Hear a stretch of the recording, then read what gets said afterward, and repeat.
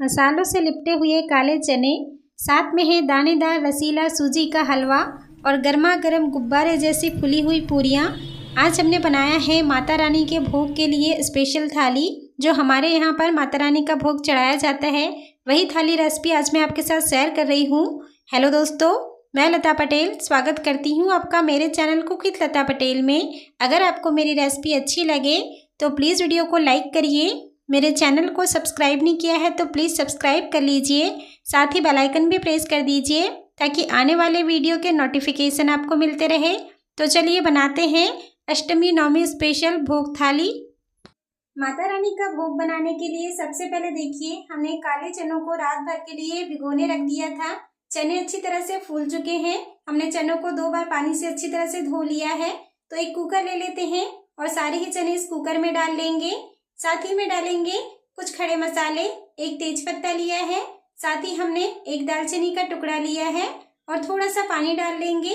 और कुकर में हमें चनों को 4 से 5 सीटी लगाना है। चनों को अच्छी तरह से हमें पकाना है।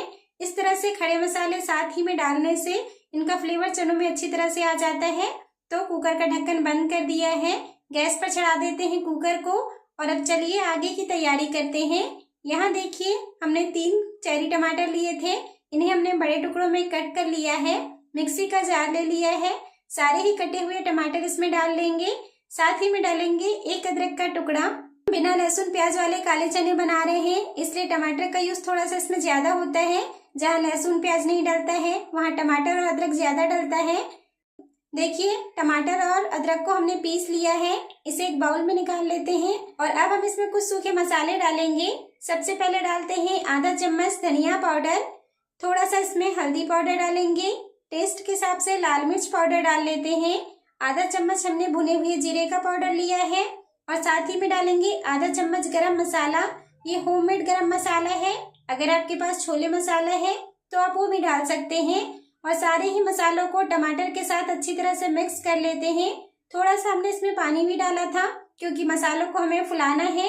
इस तरह से अगर मसाले अच्छी तरह से फूल जाते हैं तो जब पकाते हैं तो इसका बहुत अच्छा टेस्ट आता है। देखिए, सारे ही मसालों को हमने टमाटर के पेस्ट के साथ अच्छी तरह से मिक्स कर लिया। तो अब इसे रख देते हैं। चने अभी बॉईल हो रहे हैं, तो सबसे पहले हम सूजी का हलवा बनाकर तैयार कर लेंगे। गैस पर हमने एक कढ़ाई चढ़ाई है, इसमें डालेंगे 1 बड़े चम्मच शुद्ध देसी घी। घी गर्म हो चुका है तो अब हम इसमें डालेंगे, ये हमने कुछ ड्राई फ्रूट्स लिए हैं, काजू लिया है, बादाम लिया है, साथ ही में किशमिश लिया है। तो सबसे पहले काजू और बादाम को फ्राई कर लेते हैं। इस तरह से नट्स को फ्राई कर लेने से बहुत अच्छा टेस्ट आता है हलवा में इसका। देखिए, काजू बादाम जल्दी से फ्राई हो गए हैं, इन्हें बहुत ज्यादा समय नहीं लगता, तो बस इन्हें निकाल लेते हैं। और अब हम किशमिश फ्राई कर लेंगे। किशमिश भी जल्दी से फ्राई हो जाती है, जैसे ये फूल जाए अच्छी तरह से तो समझ ली कि किशमिश फ्राई हो चुकी है। देखिए, बातों में ये भी फ्राई हो गई, इसे भी निकाल लेते हैं। और अब इसी घी में हम डालेंगे सूजी।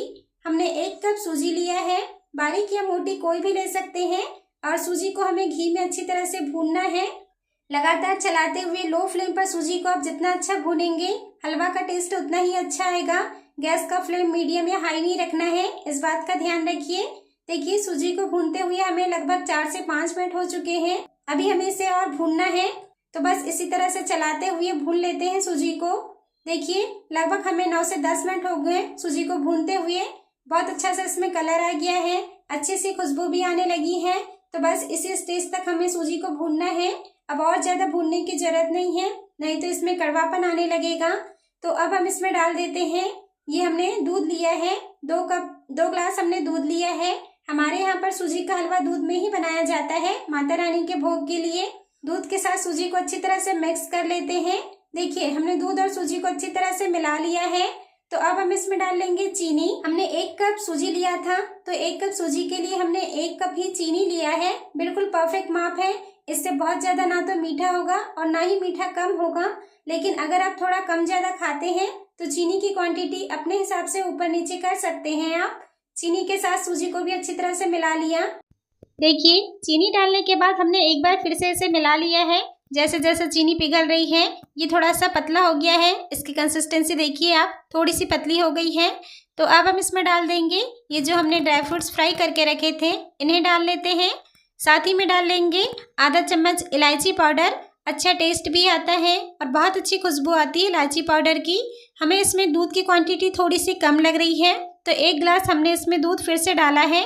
अब एक बार सारी चीज़ों को अच्छी तरह से मिक्स कर लेते हैं और बस हलवा में अच्छा उबाल आ जाए तो 1 से 2 मिनट के लिए इसे पकाना है। अब बहुत ज़्यादा इसे पकाने की ज़रूरत नहीं है क्योंकि सूजी भी अच्छी तरह से भून चुकी है, दूध भी हमने उबला हुआ लिया है, सारी ये चीज़ें पक चुकी है। तो बस सूजी फूल जाए इतना ही इसे पकाएंगे। देखिए सारी चीज़ों को मिक्स करते हुए उबाल आने के बाद हमने इसे पका लिया है। तो ये हमारा हलवा बनकर तैयार हो चुका है। आप इसकी कंसिस्टेंसी देखिए, इस तरह से थिक हो गया है और ठंडा होने के बाद ये और थिक होगा। तो बस गैस का फ्लेम ऑफ कर देते हैं और अब हम इसमें डाल देंगे 1 चम्मच शुद्ध देसी घी। इस तरह से आखिरी में घी डालने से हलवा में बहुत अच्छी सी शाइनिंग आ जाती है। एक बार फिर से सारी चीज़ों को मिक्स कर लेते हैं, घी के साथ सारी चीज़ों को मिला लेना है। तो ये हमारा बहुत ही स्वादिष्ट रसीला दानेदार सूजी का हलवा बनकर तैयार है। बहुत ही आसान है इसे बनाना। तो अब इसे रख देते हैं और अब चलिए देखते हैं।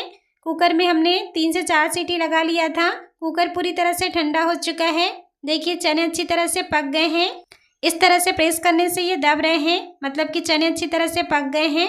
तो अब इससे ये खड़े मसाले निकाल लेते हैं। जो हमने तेज पत्ता और दालचीनी का टुकड़ा डाला था ना, इन्हें निकाल लेते हैं क्योंकि इनका फ्लेवर अच्छी तरह से चने में आ चुका है।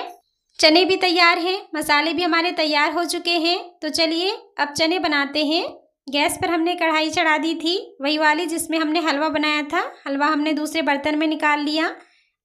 इसमें 1 बड़े चम्मच हमने तेल डाला है। तेल अच्छी तरह से गर्म हो चुका है। तो अब हम इसमें डालेंगे आधा चम्मच जीरा। जीरा चटक गया है तो अब हम इसमें डाल लेते हैं ये जो हमने टमाटर अदरक को पीसा था और उसमें सारे सूखे मसाले डालकर मिलाकर रखे थे ना, इन्हें डाल लेते हैं, मिक्स कर लेते हैं। और अब सारे मसालों को हमें पकाना है जब तक कि सारे मसाले तेल ना छोड़ दें, इनके किनारों से तेल नज़र ना आने लगे, तब तक सारे ही मसालों को लो फ्लेम पर पकाएंगे। देखिए लगभग 5 से 6 मिनट हो चुका है सारे मसालों को पकते हुए। मसालों के किनारों से तेल नज़र आने लगा है, तेल सेपरेट हो गया है, सारे ही मसाले बहुत अच्छी तरह से पक चुके हैं। तो अब हम इसमें डाल देंगे ये जो हमने छोले बॉईल करके रखे थे, इन्हें डाल लेते हैं। साथ ही में डाल लेंगे नमक। अभी तक हमने इसमें नमक नहीं डाला था। और एक छोटा सा गुड़ का टुकड़ा डाल लेंगे, इससे बहुत अच्छा टेस्ट आता है काले चनों में। और अब सारी चीज़ों को अच्छी तरह से मिक्स कर लेते हैं, मिला लेना है सारी ही चीज़ों को। और हमें चनों को अब तब तक पकाना है जब तक कि इसमें जो भी ग्रेवी है वो सूख न जाए, क्योंकि हम ड्राई चना बना रहे हैं तो पूरी तरह से इसका पानी हमें सुखाना है। और जब तक ये चने पक रहे हैं हम आगे की तैयारी कर लेते हैं। देखिए हमने एक परात ले ली है, इसमें हम डालेंगे गेहूं का आटा। 1.5 कप हमने गेहूं का आटा लिया है। थोड़ा सा इसमें नमक डालेंगे और आधा चम्मच हमने अजवाइन लिया है। बहुत अच्छा टेस्ट आता है पूरियों में अजवाइन का और पेट के लिए भी अच्छा होता है। 1 चम्मच तेल डाला हमने। अब सारी चीज़ों को मिला लेते हैं आटे के साथ। इस तरह से मसलते हुए मिलाना है ताकि सारी चीज़ों में आटा, अजवाइन, नमक मिक्स हो जाए। देखिए हमने मिला लिया। अब थोड़ा थोड़ा करके इसमें पानी डालेंगे और पूरियों के लिए आटा लगाकर तैयार कर लेते हैं। देखिए आटा गूँथ कर तैयार कर लिया हमने, तो हमारा पूरियों के लिए आटा लगकर तैयार हो चुका है। अब इसे ढक देते हैं और ढक कर रख देते हैं। अब चलिए देखते हैं, चने भी हमारे पक चुके हैं, लगभग इससे पानी सूख ही चुका है, थोड़ा सा इसमें पानी बाकी है। तो 1 से 2 मिनट के लिए इसे और पकने देते हैं। देखिए चनों का पानी अब पूरी तरह से सूख चुका है। तो ये हमारे काले चने बनकर तैयार हो चुके हैं। बस अब गैस का फ्लेम ऑफ कर देते हैं और इसमें डालेंगे कटा हुआ हरा धनिया। एक बार फिर से मिला लेते हैं। देखिए अच्छी तरह से धनिया को हमने चनों के साथ मिक्स कर लिया। तो ये हमारे काले चने भी तैयार हो चुके हैं। अब इन्हें भी रख देते हैं और चलिए पूरियाँ बनाते हैं। आटा को थोड़ा सा मसल लेंगे और अब इसकी इस तरह से लोइयाँ तोड़ लेनी है, गोल गोल से इसके पेड़े जैसे बना लेने हैं।